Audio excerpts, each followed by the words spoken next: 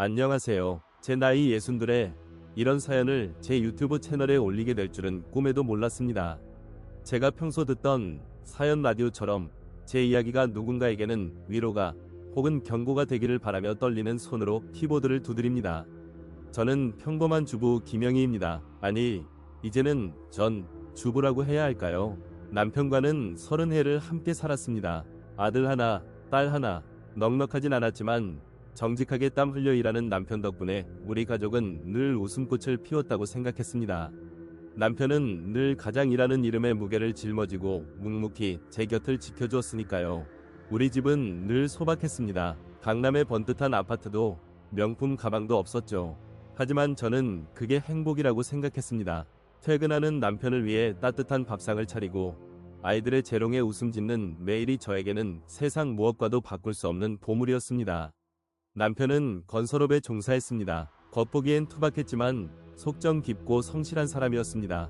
밤늦게 술에 취해 들어오는 날도 많았지만 늘 여보, 미안해라며 제 손을 꼭 잡았던 남편을 원망한 적은 단 한 번도 없었습니다. 그렇게 평범하고도 감사했던 날들이 흘러갔습니다. 아이들은 어느덧 대학생이 되었고 집안에는 둘만 남았습니다. 남편은 여전히 바빴지만 예전과는 조금 다른 모습이었습니다. 잦은 야근에 주말 출장까지. 처음에는 회사 일이 많아서 그렇겠지 하고 대수롭지 않게 넘겼습니다. 하지만 시간이 갈수록 이상한 낌새를 느꼈습니다. 늘 켜져 있던 남편의 휴대폰.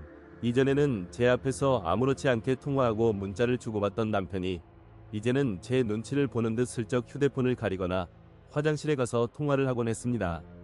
처음에는 질투심이었습니다. 혹시 나 말고 다른 여자가 생긴 건가? 하는 의심이 싹트기 시작했죠. 아무리 생각해도 남편은 그런 사람이 아니었습니다. 저를 지극정성으로 아껴주던 남편이었으니까요. 저는 그저 쓸데없는 걱정이라고 스스로를 다독였습니다. 하지만 의심은 꼬리를 물고 이어졌습니다. 남편의 옷에서 나는 낯선 향수 냄새, 평소와 다른 외출복 차림, 그의 눈빛 속에 언뜻 비치는 저에게는 낯선 설렘 같은 것들이 불안한 마음을 애써 감추며 저는 그저 남편이 빨리 집에 돌아오기만을 기다리는 평범한 아내로 지냈습니다. 그러던 어느 날 남편이 평소보다 일찍 퇴근했습니다. 늘 피곤해 절어 들어오던 남편이 왠지 모르게 들떠 보였습니다. 여보, 오늘 저녁은 뭐 먹고 싶어요? 내가 맛있는 거 사줄게. 뜬금없는 남편의 제안에 저는 오히려 당황했습니다. 무슨 좋은 일이 있어요? 묻는 제게 남편은 빙그레 웃으며 그냥 여보가 보고 싶었어 라고 말했습니다. 그 순간 저는 왠지 모를 불안감에 휩싸였습니다. 그 웃음이, 그 말이 너무나도 어색했기 때문입니다. 그날 밤 남편은 늦게까지 잠을 자지 못했습니다. 뒤척이는 남편의 모습에 저도 잠을 이룰 수 없었죠. 새벽 2시쯤 남편이 잠든 줄 알았는데 휴대폰 불빛이 새어나왔습니다. 순간 제 안에 무언가가 지금이야 라고 외쳤습니다. 조심스럽게 침대에서 일어나 남편의 곁으로 다가갔습니다.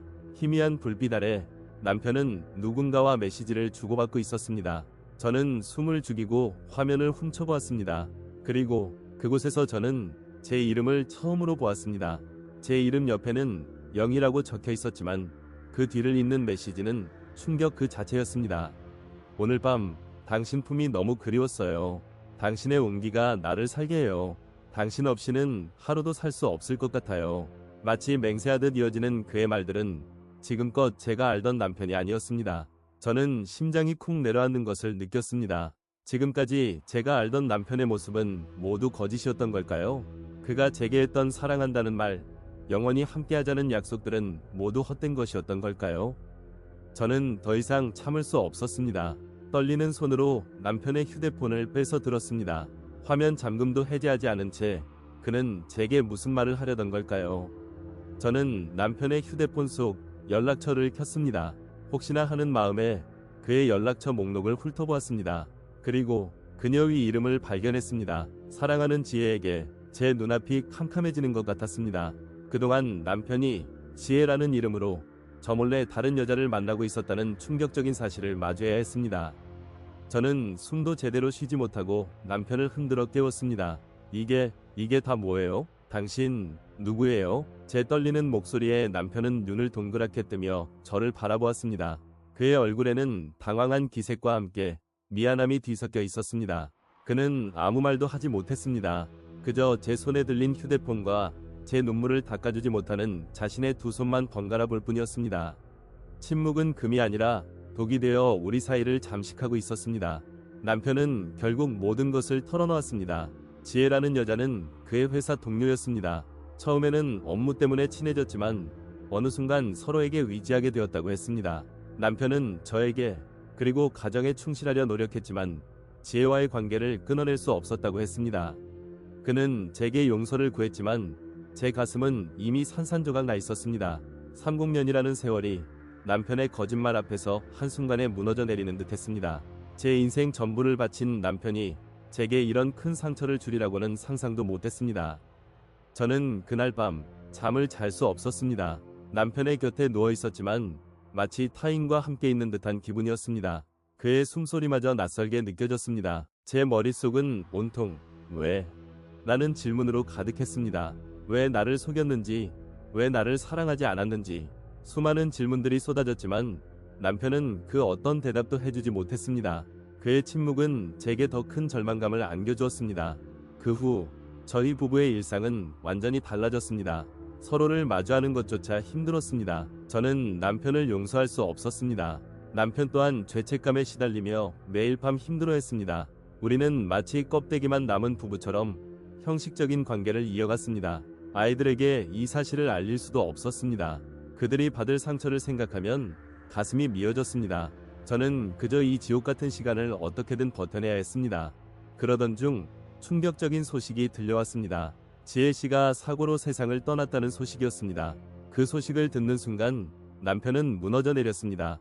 그는 몇 날 며칠을 통곡하며 지냈습니다. 처음에는 그저 분노와 배신감으로 가득했던 제 마음도 남편의 처절한 슬픔 앞에 조금씩 흔들리기 시작했습니다. 우리는 서로를 향한 원망 대신 갑작스러운 비극 앞에 함께 울어야 했습니다. 남편은 지혜 씨의 죽음 이후 완전히 다른 사람이 되었습니다. 그는 자신의 잘못을 깊이 뉘우치며 제게 헌신적으로 다가왔습니다. 매일 아침 저를 위해 직접 커피를 내려주고 저녁에는 함께 산책을 하자고 제안했습니다. 처음에는 그의 변화가 어색하고 낯설었지만 그의 진심은 조금씩 제 마음에 닿았습니다. 우리는 잃어버렸던 시간들을 채우기 위해 노력했습니다. 과거의 상처를 완전히 잊을 수는 없었지만 다시 한번 서로를 믿고 사랑하기 위해 최선을 다했습니다. 그렇게 저희는 다시 한번 부부로서의 삶을 시작했습니다.